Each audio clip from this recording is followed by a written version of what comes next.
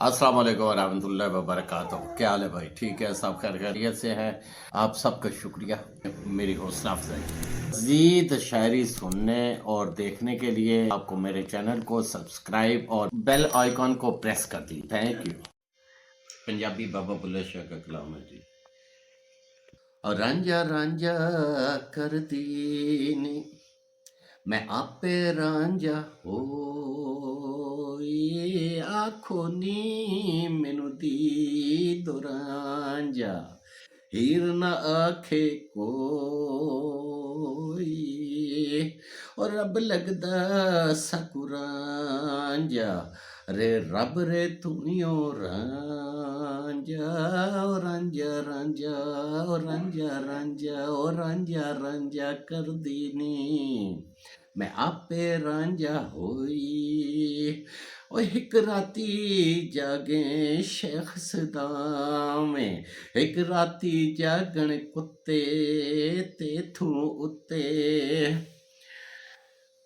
ओ राती देवण पैरे ओ दिन जा रूड़ियां ते सुत्ते ओ तेथू उत्ते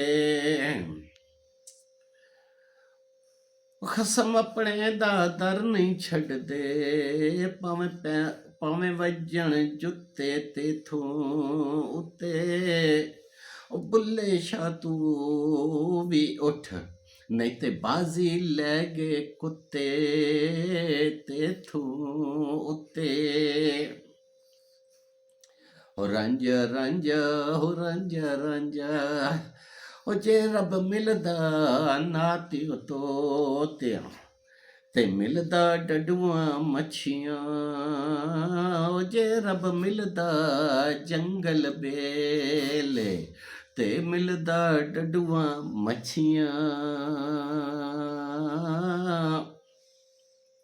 ओ जे रब मिलदा मंदर मसीह ते मिलदा चम चिड़कियां वे बुलिया रब उन्हां नू मिलदा हुण जिन्हां दियां नीतां सच्चियां ओ रांझा रांझा कर दी ने मैं आपे रांझा होई।